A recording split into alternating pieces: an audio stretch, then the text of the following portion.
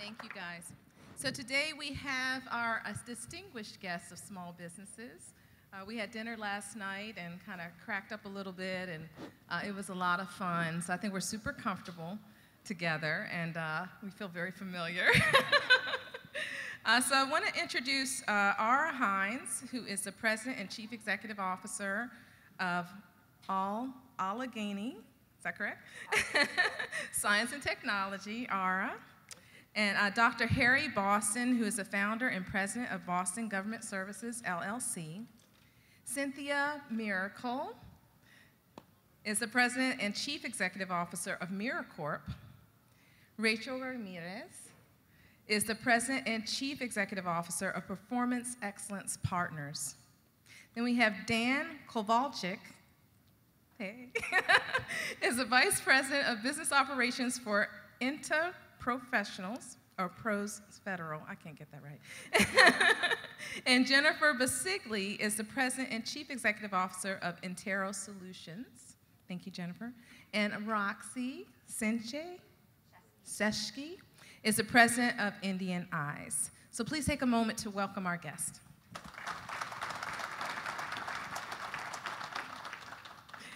So thank you guys for joining us. We'll get started with a few questions.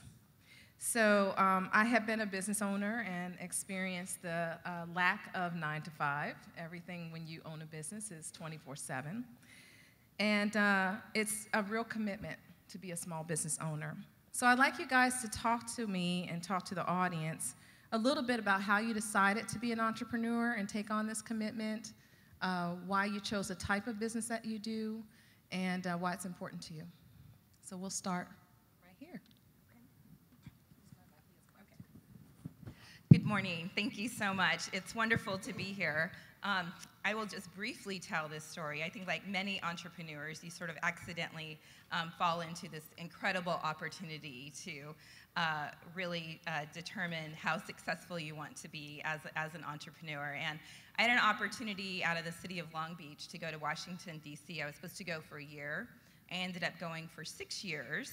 And from there, I got one single contract. And then after that, I said, well, I never intended to be a business owner or to have or to work in the federal government, so I should probably go out and get a real job. So I went to go work for a marketing firm in DC, and I got a call on a Wednesday morning. I had decided to work at home, and Jim Wright, the vice president, called and said, Rachel, you do know you need to tell somebody that, right? And I said, oh gosh, this is not going to work out for me. And so it was really 5 years after I started my business and that I really decided to buckle down and start getting additional contracts, because I knew that after having that independence and that success and just really having a great time doing it, that I was never going to be able to go back to 8 to 5 and to be accountable how you have to. I mean, now I have to be accountable in so many other ways, but at least I'm in charge. And so for me, that was a real turning point. That was an aha moment. And gosh, there's just so many other stories and nuggets along the way of amazing mentors and people that encouraged me. And so that's just a little story about how and why I started. All righty. Well, it's much the same story. This was not my plan nor my dream, but here we are. And the whole thought of it's going to be freeing, no. Anyway, I started as a research scientist many years ago, and over time I started running bigger projects and bigger programs, and then moved into industry and worked for some large firms running large business units. And you're just running big stuff and flying everywhere every day, and you're going and going and going. And I got caught in downsizing, so I had a couple months to think about what I wanted to do next, and I started consulting. And the opportunity to get back out and work with people and touch folks and make a difference, I was like, you know, this is really what I liked. I really liked being able to do things and make a difference and be hands-on again. And so I said, I thought about all the small businesses that used to work with us over the years, and there was always a few small businesses that got it. They sort of figured out what did we need, and they were always there for you and provided great services and helped you be successful. And I said, I would like a small business like that. And so that's still the journey we're on.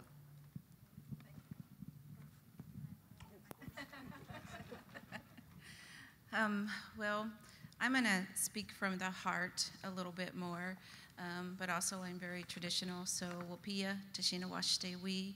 I am Lakota, and my Indian name is Hershaw's Our Beautiful Woman from the Rosebud Sioux Reservation. So, to me, there are two types of entrepreneurs in the world. There's the entrepreneur that they've been handed the company from being generation after generation owned. And then there's the entrepreneur that it's just in them and they can't help it. As my family says, it's a sickness. That is me. My first degree was in journalism, a little something that not very many people know about me. I was Carrie Russell's first booking agent. I was on a path to be a very successful booking agent, but it wasn't me.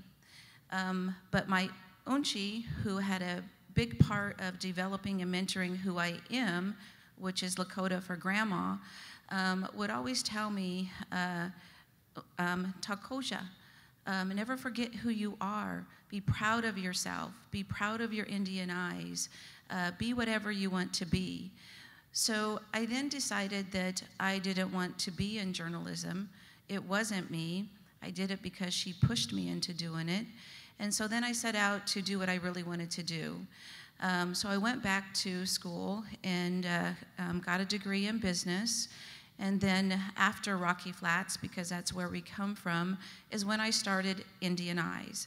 And that's where the name of Indian Eyes come from, is over the years hearing, be proud of who you are and be whatever you be. And your Indian Eyes tells who you are. So being proud of my heritage and being proud of knowing that I could be whatever I want to be is how Indian Eyes came to be in 2005. So I stood up for myself and put together a business plan that I knew that I could follow with confidence. And oh, by the way, I did everything 100% alone. I never had anyone that could loan me money. I never had anyone that could lend me bonding, insurance, or anything. But I set out to make a difference and be a role model in the government programs that mean something when you follow them, to build opportunities, to work with other people, fellow business owners, and to create jobs and grow your company up.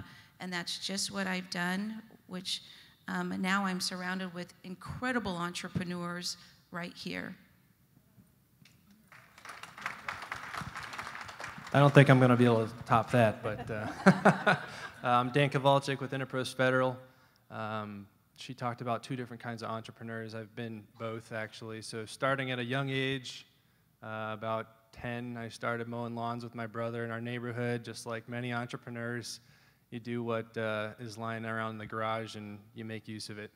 So that turned into a car washing business, and then eventually I didn't have time to do work, playing sports so much in high school, and then ended up going to the Naval Academy for college.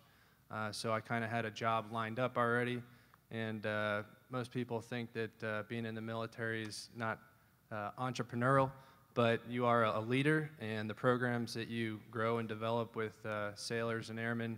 I was an aviator, so it opened up a lot of opportunities to innovate in a space that is very, traditional and rules-based. If you have a good commanding officer and a good squadron or unit, they allow you to kind of explore the space and push the envelope a little bit, as they say in the air. But that kind of turned into an 8-year career. So I didn't retire or anything. I got out per the pushing and chiding of my wife so that we could start a family. And I wasn't leaving every year to go on another year-long deployment. So decided to get out, moved back home to Boston, and ended up getting into our family business. So it started off as a IT staffing, kind of staff augmentation company. My father started it back in the mid-'90s after doing computer retail for a couple of decades with his brothers. So we've all been in the family business for a long time, and that's kind of led us into this growing small business that, for me, the most important thing is providing opportunities for others to grow. We've had people working with us for the last 9+ years on government contracts, and we're very proud of our retention rates and our benefits and our ability to provide income for our extended family, who are our employees that we've been growing and developing, some of them for almost a decade now. So that's why we're in it. Of course, we make a little bit of money along the way, but solving the big problems for our customers is what's number one for us. So that's why I'm an entrepreneur.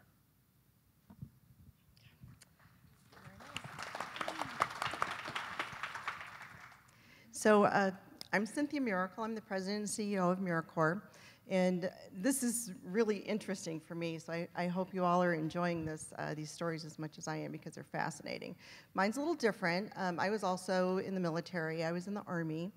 Learned a lot of just how strong we are as people. We can work really hard. We can do things that we don't think we can do. So after years of being challenged in the Army, I left and had this amazing work ethic. I couldn't stop working. I worked, great employee. I found myself leaving the office at 2 o'clock in the morning in Crystal City, going through the parking garage and thinking, if I can do this for them, I can do this for me. I mean, just imagine what I can do for myself if I can give this kind of energy to another person's company. So a couple of years later, I am a parent, and I'm in DC, and I'm trying to get from daycare to work, and I worked in procurement, so we all know how that goes this time of the year. It's kind of nuts, and I had to make a choice. Do I raise a child? Do I leave for a daycare? What do I do? So I quit my job, and everyone around me thought I was crazy. And I was like, well, I might, yeah, probably. And in hindsight, definitely ignorant. But had no idea what I was getting myself into. But it's good. It's good because I didn't know the fail rate, and I didn't know how challenging starting a company would be. And I'm so glad I did it, and I'm so glad that I had the confidence that the military gave me. I wouldn't have had it otherwise. So I went out and incorporated, and I started calling companies and saying, can I help you? Can I be a part of your solutions and your challenges? And just, I didn't care what they needed. I worked in procurement, which meant I could do anything. It makes no difference. It's a contract's a contract. So you all know what I'm talking about, those in procurement. So here we are, almost 20 years later. We're at about 200 employees. We've been very successful, and I'm so honored to be up here with everyone and to meet you all, because I'm an advocate for you. I'd love to help you, and don't give up. Just if this is what you want to do, get out there and do it. It's possible, and this is a great agency. So, big fan of DOE.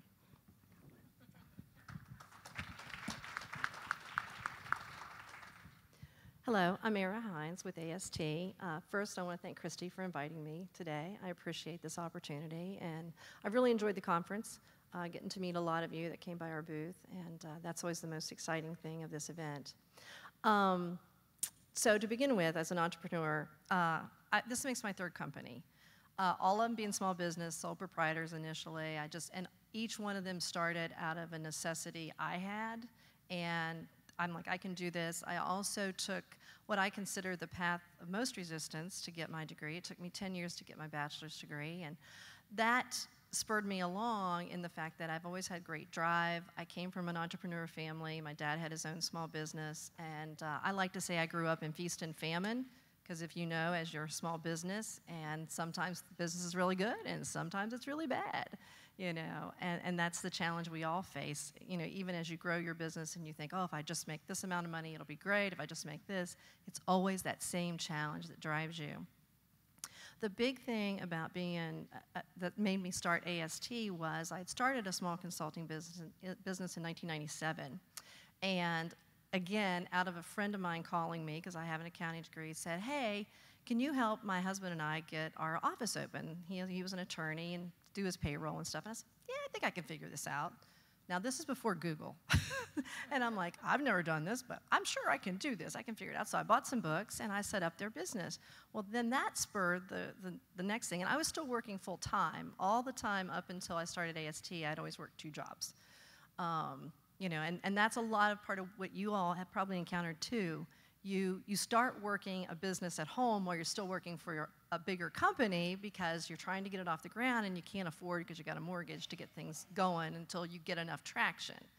But that little small business, at one point in time, I had about 20 clients, still working for full time. My kids knew me as, Mom, you're always in the office at home. You're never, you know, can we go do something? I'm like, I got to get this work done first. So they grew up with that also. And but the interesting thing is, I finally got to a point working for a large company. I worked for SAIC, and I, much like, you know, all the people here, you take a look at it and you're like, I could do this. I think I can go out on my own. My kids are old enough now. I can make this work. And I loved government contracting. And I told my first employee I hired, I said, either you'll love this or you won't. Not everybody loves it. And people who tend to get in it stay in it because they become part of the passion of the missions of the agencies they support. And I love that. So at SAIC, I was going along, and they were going through their third reorg, which if you've all worked for large companies, it constantly happens. And I saw so many things, I thought, this could be done better. Lack of communication. You lose your good people first when you don't communicate what's happening, right? Everybody thinks the worst.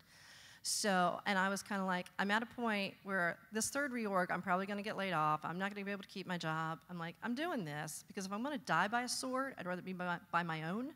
So that's what made me take the leap and go into AST in 2009. And the one piece of advice that I do want to share is I didn't do it alone. It took my whole family support, my children's support. It took the support that the friendships and the relationships I built at NASA, which was the first agency I worked at as a contractor for another company. I went back to that agency, and that's where I got my first contract because they knew what I could do, and it was those relationships and friendships I made there that helped launch me, and I still very am indebted, and they are still a family to me. So those relationships are critical, and you'll need all the help you can get. And don't be afraid to ask for help. That's really important.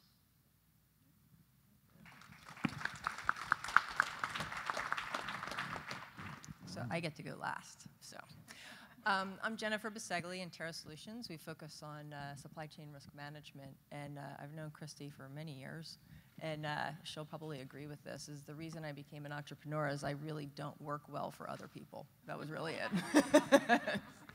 And if you were to interview any of my old bosses, they would, you know, absolutely agree.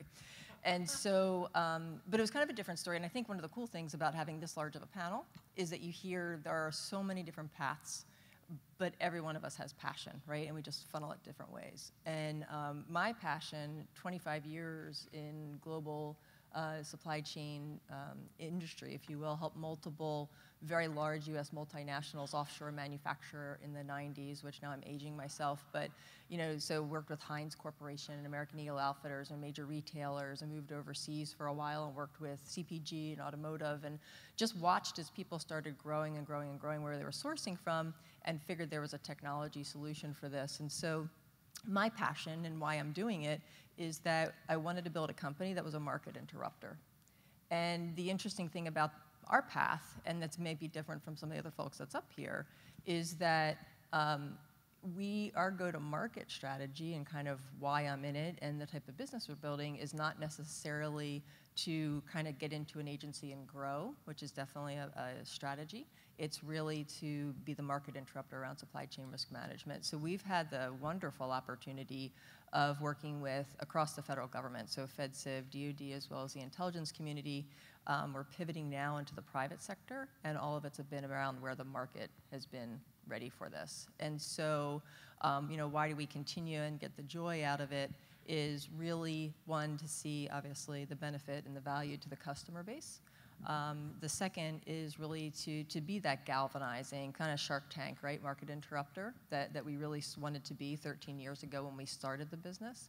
And then the third, I will say, though, and maybe this is the female in me, when we have all hands with the entire company, is you have a full conference room, and now we don't even fit into our conference room, and we're, you know, going out into the main office area, and, you know, we've had babies, and we've had marriages, and we've had retirements, and it's just like, wow, you know, I started this, you know, 13 years ago wanting to galvanize this, and we're doing it, and we're landing major accounts, but this is a really incredible opportunity to be part of people's lives that I never would have seen was a value of being an entrepreneur as well. So it's pretty great.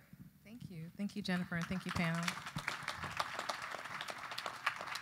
There's definitely a common thread here of impacting other people, and I thank you for the work that you've done. So now I'd like to talk a little bit about your experience with DOE.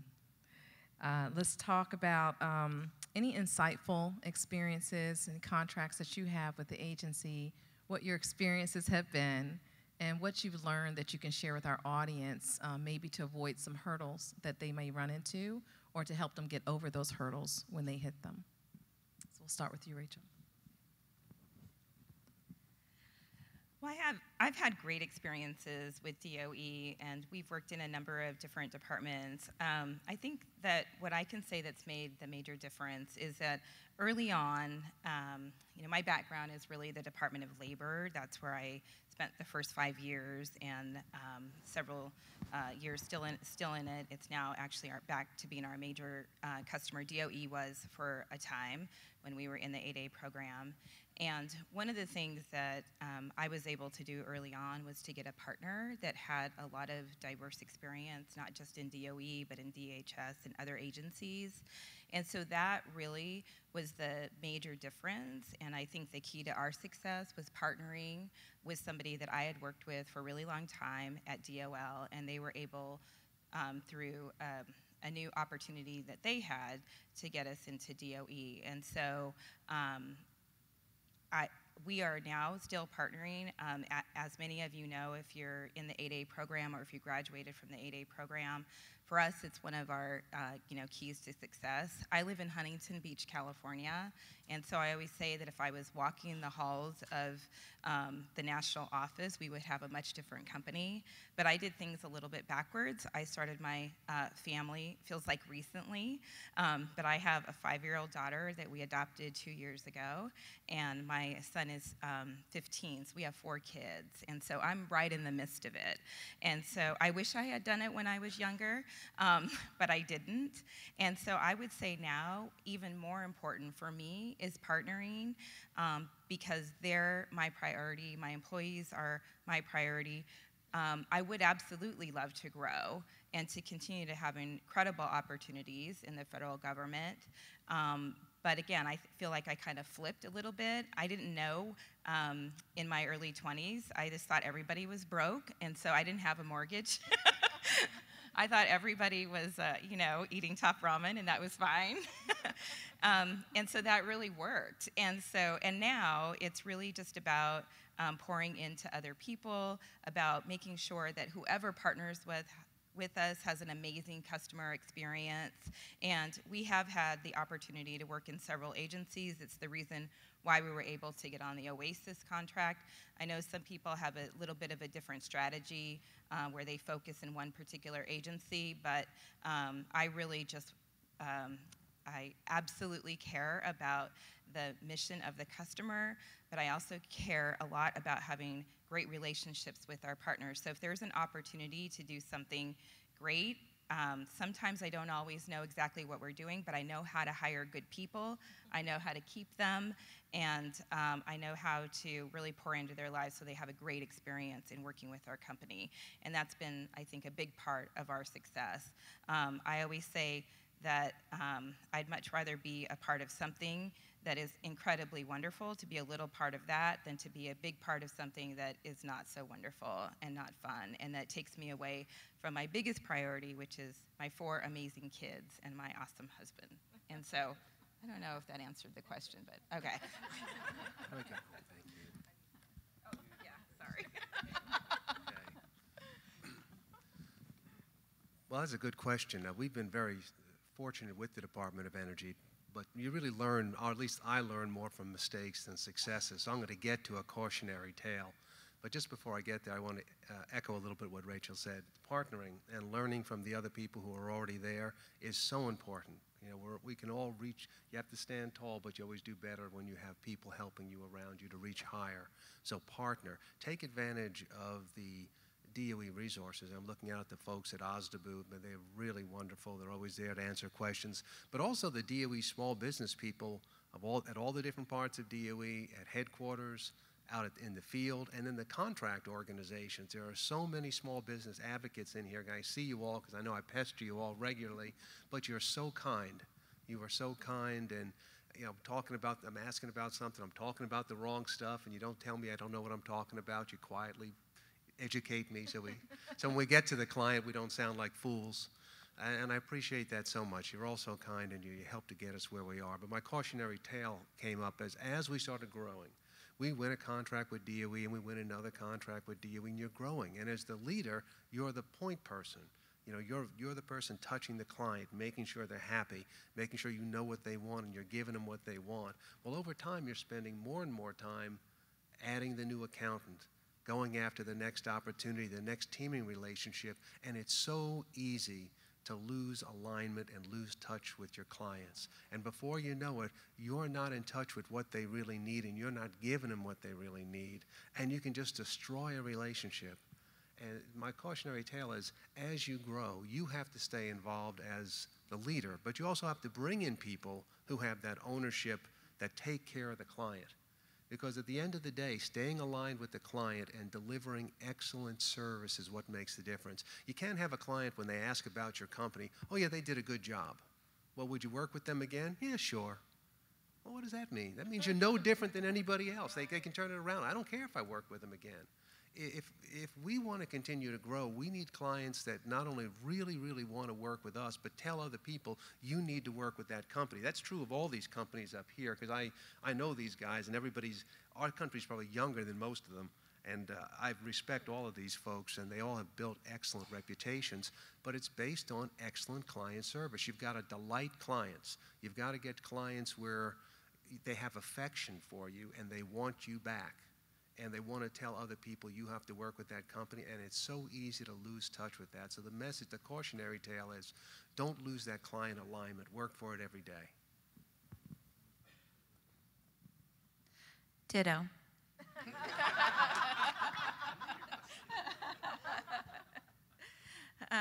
That's actually what I was going to say, Harry. Thank you. But one of the things that I would really like to share is that don't be the yes company. I think sometimes early on we get starry-eyed, and if an opportunity comes to us, all we can think about is how to say yes to that, whether it be a mentor-protege relationship, a teaming alliance, a sole source opportunity. Make sure that that fit is not only for you for the now, but going into the future. Is that truly the opportunity that is going to allow you to grow with your reputation intact and your long-term view be complementing to that as well? And sometimes a win is not a win. You have to be very careful with that as well. Have all of your checks and balances in place, and hopefully everyone out there has a win strategy in place to determine a go or no-go, and really thoroughly check that out. And I'm not saying that we're perfect. Just because I'm up here doesn't mean that I'm anything special. Everyone out there is just as special as I am.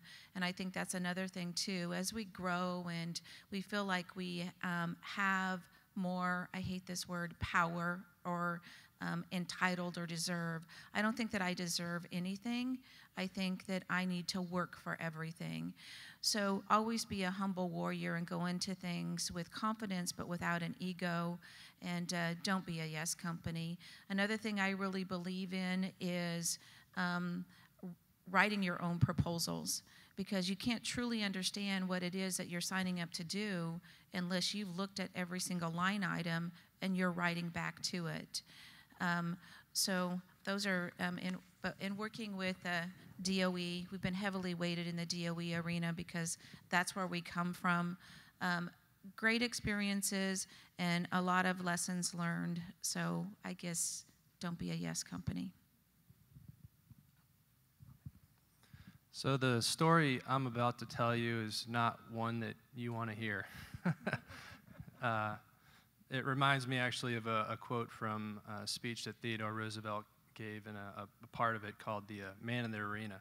So I'm not going to say the whole thing, but it starts off with it is not the critic who counts, it is the man in the arena whose face is marred with sweat and dust and blood, who strives, who errs, who comes up short again, and again, and then eventually, he succeeds and tastes the sweet nectar of victory. But so our energy story started 4 years ago. There was a BPA on the horizon, and through the brilliant vision of the Small Business Office at the National Nuclear Security Administration with Gary Lytek, they succeeded in putting together this small business BPA for consolidated IT and cybersecurity support services for the CIO. So that process took about 2 years. So a year prior to it coming out, actually a year and a half, we started meeting with teammates, with partners, because we knew as a small business we did not have the past performance to cover the breadth of scope that was going to be part of this BPA. We had some great quals in the IT support services arena with network engineering and database administration, and we covered a pretty large array of the requirements that were going to be in the IT sector. But cybersecurity, not so much. The policy and governance didn't have too much of that. The PMO, we had some good quals, but there were going to be at least 5 task orders we knew about coming right off the bat, and we had to respond to 3 of them. So huge proposal. We ended up having a CTA that we developed of 6 companies, 6 smalls. We had a couple of larges behind us, but it was really the innovation and the spirit and the hard work of the small businesses to come together and put together a winning proposal. We got through the first phase, and then there were orals. So this was started off as a $350 million BPA, and we ended up going to orals. And I don't know how many of you have done orals before, but they're terrifying. And you only have 10 minutes to, get up there and say what you're going to say, and they give you the questions, as you walk in the door. So you get about like half hour to prepare, and then you got another 10 minutes to talk to them and tell them why they should pick you. So we were fortunate enough to be one of the 3 awardees, but that's not really the success story, because you didn't have to compete for the BPA calls or the task orders. So that's just a hunting license, right? You're not going to get any money for having that. There's no guarantees you're going to win anything. So we were decimated by the competition. We lost all 5 of the first task orders, and reminds me again of the man in the arena. So, what do? We said, all right, well, that stinks. The 3rd competitor ended up protesting, and I hate protests just like most of us do when it's not coming from your company, and we're not a company that typically protests anything, but we were very thankful that our competitor did, because 3 of those were sustained, which was shocking to us, but we got another opportunity to bid all 3 of the main task orders again. We ended up losing the first one again. So we lost 6 times, then we lost a 7th time, and a couple of our teammates were like, this BPA is a bust. Like, don't even count me in on this next go. Our subs, the larges, were like, yeah, we already went through this one time with you guys. You're a bunch of losers. So we said, all right, well, more work share for us. We're going to go do it again. And so we put together another proposal. We ended up bringing on an incumbent to the team, which watered down the work share a little bit, but we got a subcontract out of it with them, so we got some actual hands-on experience with the administration, and that enabled us to put together a winning solution. We hired some key personnel, and we ended up winning the 2nd biggest task order on the BPA for IT support services. So.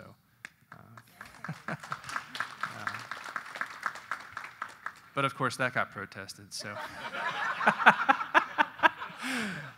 we had to wait another 100 days. Actually, it was 98 for GAO to make their dismissal, and then we finally transitioned in last August. So it's been going strong for, well, we got the award about a year ago, but we've been performing successfully for the last 9 months. Every day is a new challenge. It's a massive contract. There's 64 FTEs around the country. We are a CTA, so Interpros does not have all 64. To the chagrin of our CEO, when we said, yeah, we won a 64-person deal, and the next question is, well, how many staff do we have? Oh, about 20. He's like, well, what happened to the other, 30 or 44? Well, we had to give them to our partners because there's no way we could have won it without them. So it is very important to maintain those relationships, to establish relationships with teammates who are going to have your back, who are going to add value, who aren't going to come out with their hands open expecting work share for nothing. So all of the companies we work with are supportive. They come to the table with a relationship or a staff member, or they're going to help with pricing. Or, so my best advice to those who aren't on a team like that yet, go with something to offer. Don't just team to team. We did that for the first 4 years of the company, and we're still on a couple of those IDIQs that are shelfware. So the only way you're going to get work share is by offering something, by having a value add, by having some intel from the customer. You've met with them, you know what their problem is, you know a couple of key topics to put in the proposal to win. Maybe the key personnel, the PM that you need to hire, and you have a relationship with them. But go with something to offer. And then I want to echo her point of being a yes company. That's painful. We did that for my first 2 years with the company. We bid 36 proposals last year. We won 2 of them. So losing that often hurts. This year we've been a lot more focused, putting a lot more energy into outreach, developing the business from the ground up. Our success story with energy is a constant reminder that sometimes it does take 4 years to win a deal. Sometimes you win one in a month. We got a sole source with the FAA. It just kind of happened. But even that's not luck, because we've been at the FAA for 8 years.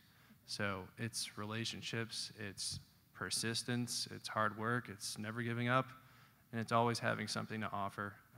Whatever conversation you're having, whatever meeting you're going to, don't just meet to meet. Don't call people to call people.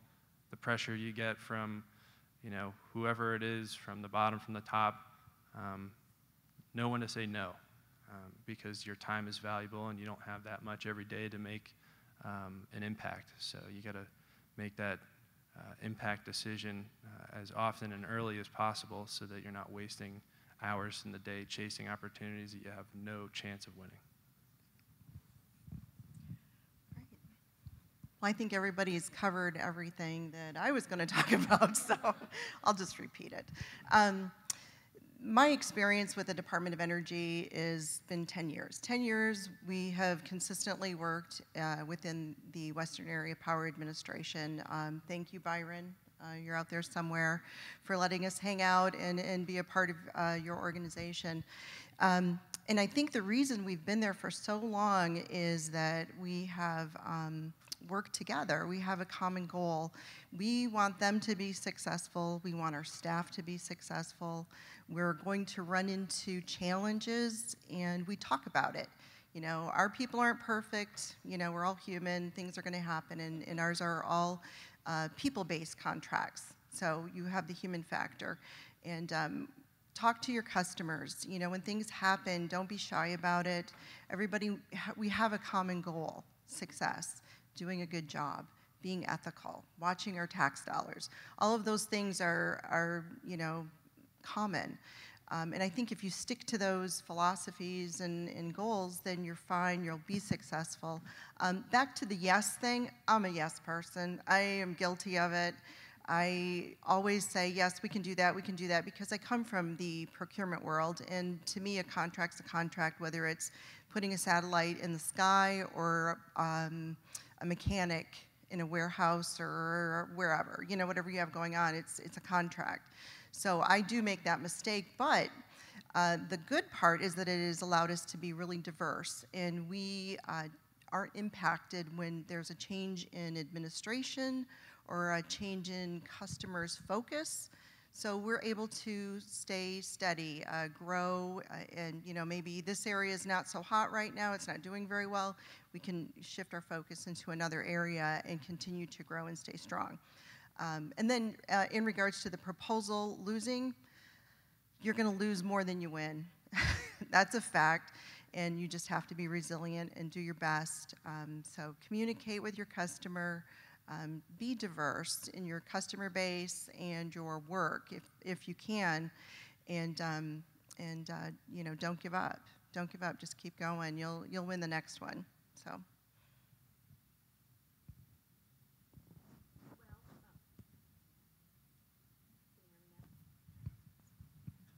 Now it's on. Can you hear me now? So Department of Energy has been a wonderful customer to work with. Actually, our second contract outside of NASA was with the INL out in Idaho Falls, and with NE supporting them in Germantown. I will say they've been a wonderful customer to work with. All of our Department of Energy customers have been great. I'd like to reiterate what Harry said. The small business offices, the small business managers in each office, the INL, NETL, they're all great to work with. ERE is one of our largest customers. And definitely talk with them, meet them. Everything's based on relationships, and you got to be a part of it. My advice is, no matter who your customer is, I agree with her, you do need to diversify, and you try to do that. So start out with a strategic plan, and know it's always going to change, okay? So don't try to be everything to everybody. Know what you do and do it well, because you want to be able to deliver it and have a good past performance. And when you first start out, it's like the chicken and the egg, right? I can't get past performance if I can't get some work. It's like when you get out of college and you try to get your first job. But don't think I have to have this big contract. You have to build up to that.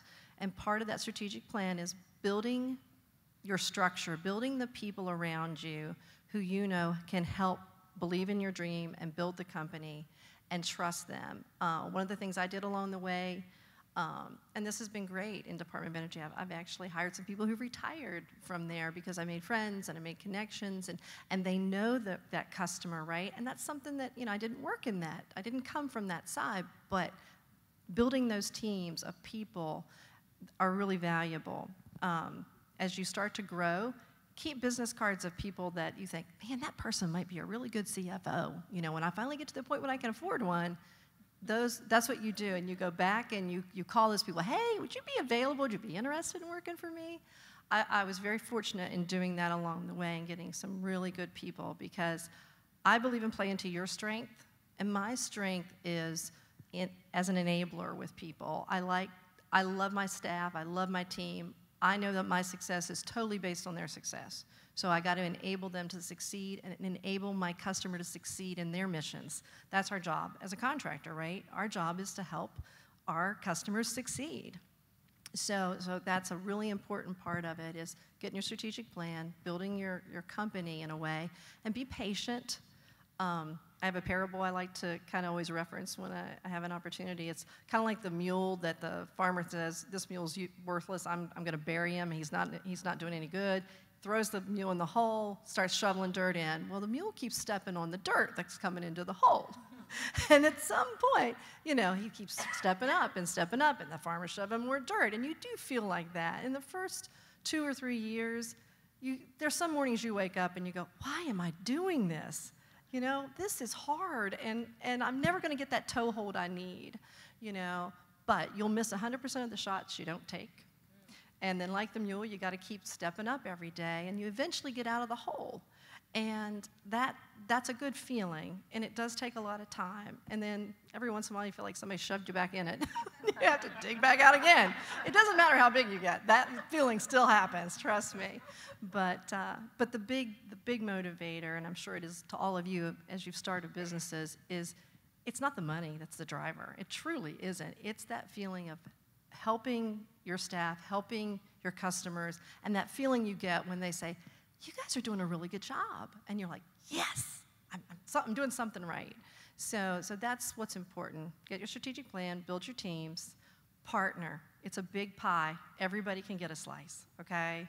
Greed is not a good place to be. It's all about sharing. And it goes back to the quid pro quo. If you want to be a valuable partner, if you want to be treated like a valuable partner, you've got to act like one. Even if it's a small subcontract, be really quick to respond to data calls, because when you're doing a proposal and you've brought people into your team, you're like, I need the data, I need your capability matrix, I need stuff. Do it quickly, because I guarantee you those larger businesses will come back to you every single time because they know you're going to get it to them when they need it, and that means a lot. So I wish you all much success, and just keep the faith. So again, just a little bit of a difference. So we didn't diversify, right? We're very specialized. And I think we've been at Department of Energy for 6 years. And I think that two things have lent to the success that we've had. One is the ability to have customer intimacy, which in other agencies has not been as easy. I find Department of Energy very open, very innovative, if you think about the programs that come under their mission and their responsibility. So from the ability to grow and the ability to stay for a long time, I think that's really, a benefit at Department of Energy. The fact that they have science, they're dealing with the nuclear side, there's a lot of research, so they're used to talking to a lot of people, and contractors are not considered the black world or bad people, right? So I think that that's something I've really enjoyed and has lent to our company's success. The other thing is to understand what resources you have available to you. And so their procurement methods, in my experience, have been very transparent.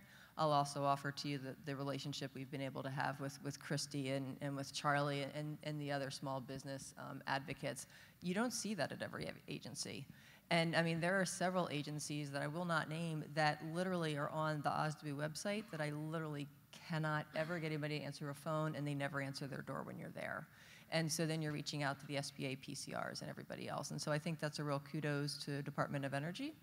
I think that the other thing is even though we are very specialized, knowing the customer intimacy, knowing how they like to contract with you, it's the same thing everywhere you go, but it's really staying focused. And so our situation was impacted by the administration change, unfortunately on one side, but then as someone else shared earlier, one of my colleagues, we bounced up in a different area because we had the customer intimacy, we knew who to talk to, and we knew how they like to contract. So it's been a great 6 years, and we're gonna keep rolling.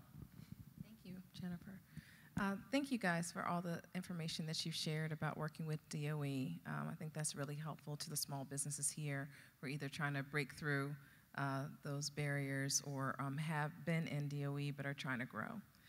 So to close us out, I just want to ask, does anyone have anything more to share about experiences in working in the federal market in general, not just the Department of Energy, that would be a good information to share with our small businesses in the audience that you think would really add value to them, something you really want to leave them with and make sure that they understand. So whoever has something to share, take a mic. I've gotten used to the left mic.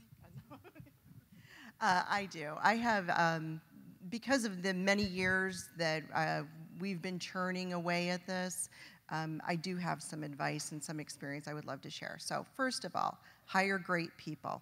And that's going to change. Like, they're going to be great today, and then maybe next year they're not right for your where you are in your growth. And you need to shift and realign that. So constantly evaluate that and keep those really strong, trusted employees that are out there representing your company the way you want it to be represented. And that's one area that I think that we've done really, really well. So, I'm very fortunate in that aspect. But make sure you always reevaluate that. Next, know where your money's coming from. Watch your money. Watch it very closely. You go out and this is not necessarily Department of Energy because you guys are excellent with your payments. But other agencies, when you're out there, diversifying your customer base, understand them because you're going to go into a new customer and you're not going to know when they pay, how long it takes to process. What is the process to get everyone to push their button to make that deposit go into your bank account? So that's a really big deal, and that will make or break your business.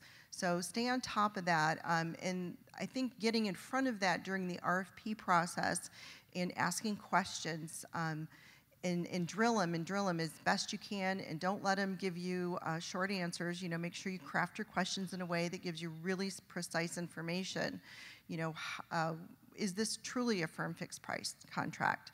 I define firm fixed price as not adjusting my bill, But other agencies might go through and say, well, you had one person who was out last week and a seat was empty 2 days ago and things like that, and they'll adjust your bill, and it completely throws off your your bid and your budget, and that can really hurt you. So just keep an eye on those things, think about them, understand your cash flow, and do your best to stay true to your company and your company's goals. So there's mine. So one of the things that I wanted to comment, this is kind of a sign of our times, and it might be a little bit off topic, but I feel like it's my obligation to bring awareness in this topic.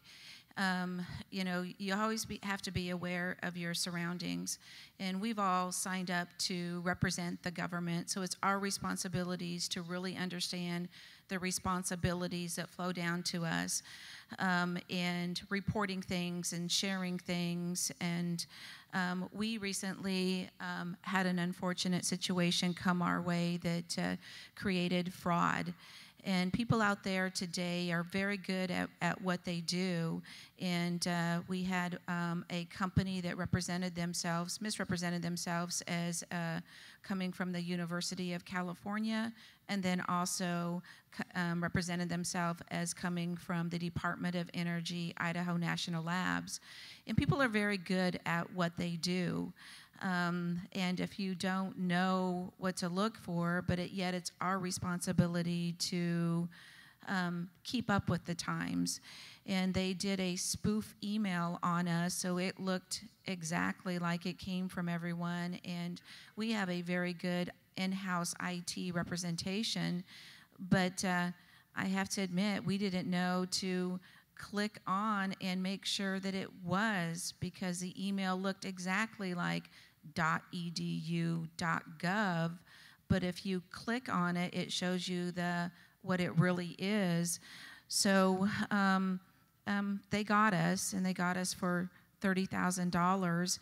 But one of the things that as a lessons learned is, and we have very high IT spam filter security, but sometimes it's not, you can't be 100%, as bad as that sounds. But one of those things that anyone that knows me knows that I run to problems, and if I feel like this problem can't be solved, I'm going to try to be part of change, of coming up with a solution that's not only good for everyone else, but for me, because I'm first an American. My son is special ops in the Air Force. So this is one of those areas that I'm going to try to create a solution that protects us all. But I guess the message that I'm trying to say is be aware of your surroundings and be very careful, because they're really targeting small businesses in the government arena.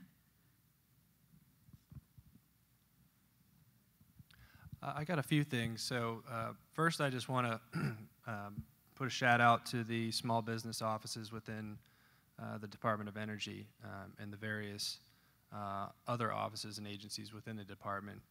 On numerous occasions, and I can reference one specifically, there was a solicitation that came out last year, had very heavy past performance requirements that we couldn't even come close to meeting, like 3 individual prime contracts over $30 million each, which most small businesses do not have.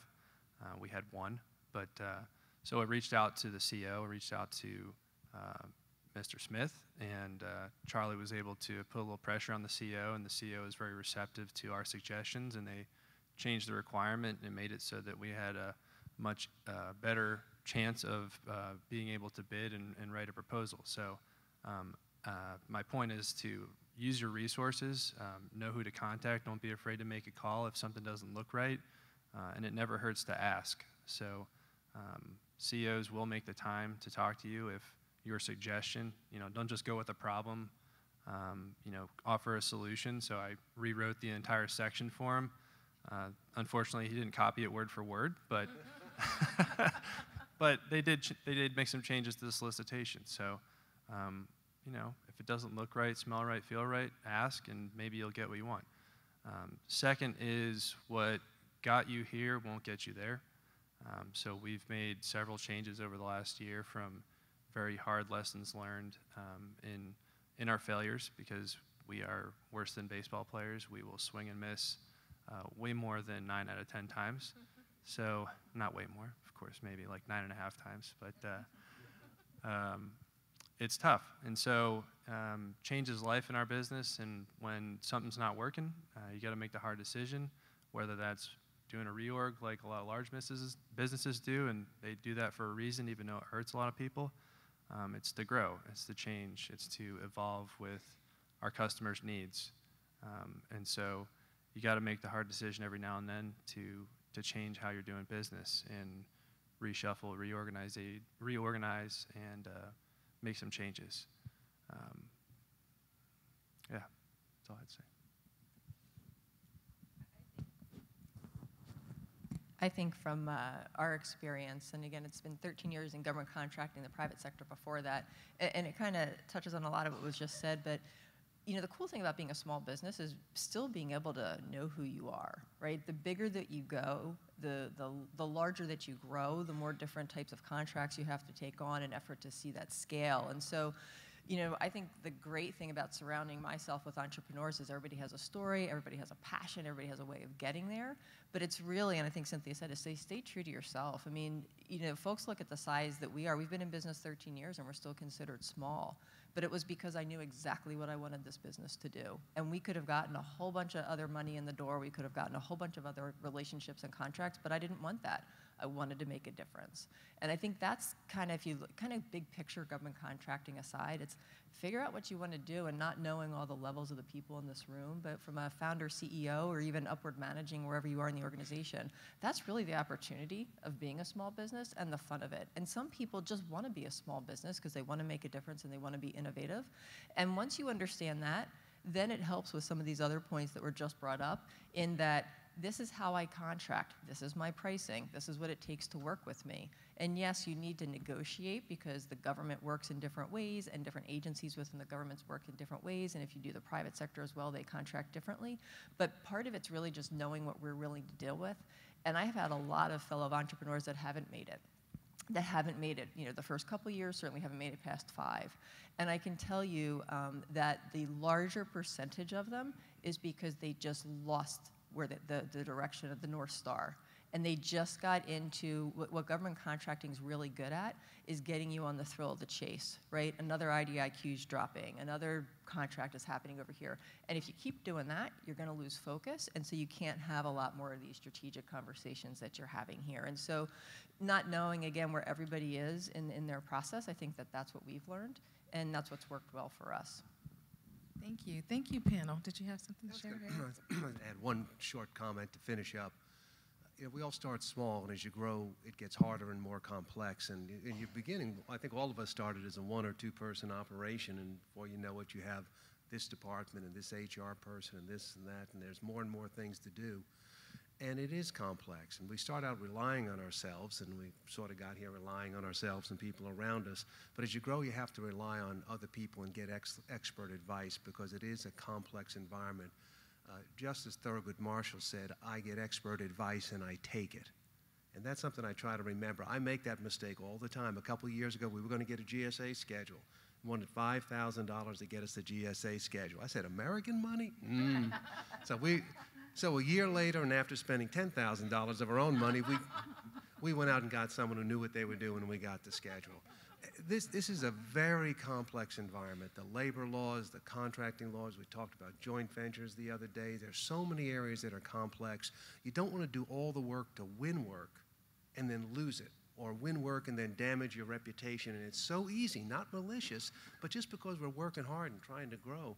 Get expert advice. The people in this room can help. These kind of conferences are really important. Get expert advice and take it.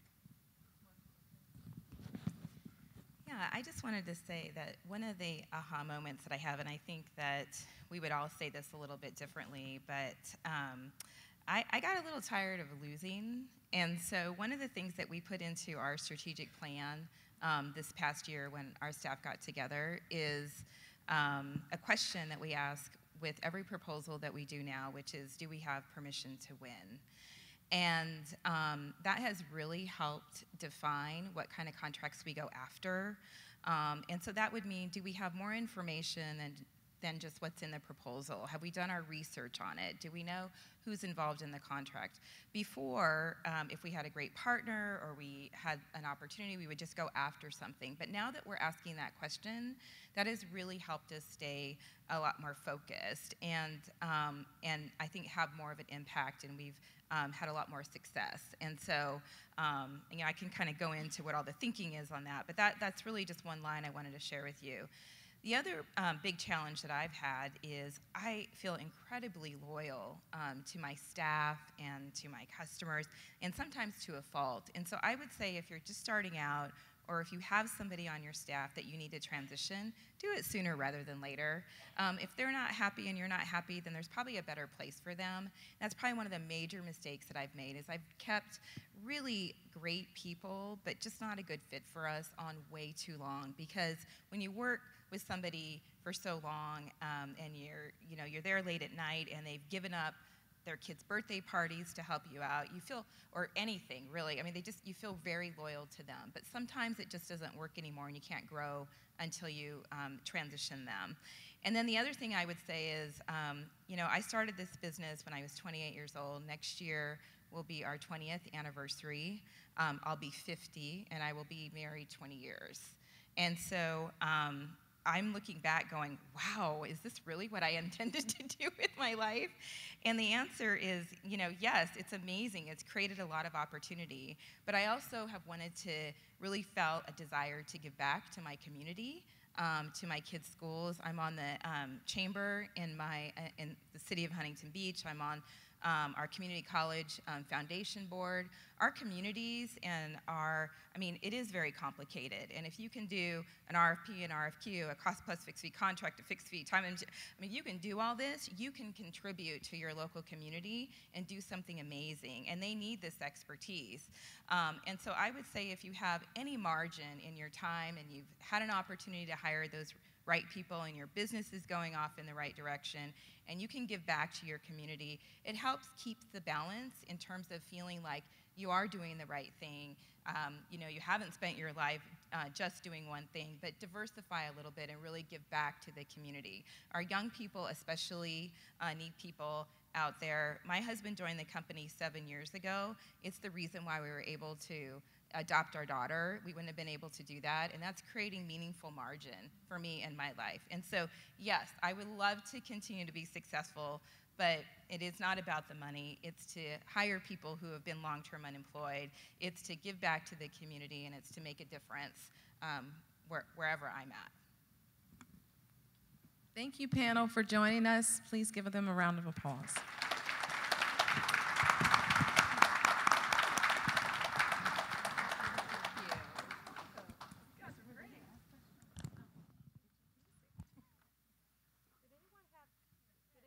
Any questions?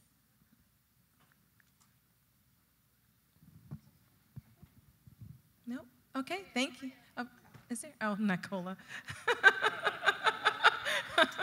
Hi, everyone. So we tell small businesses a lot about following sources sought, RFI, and market research.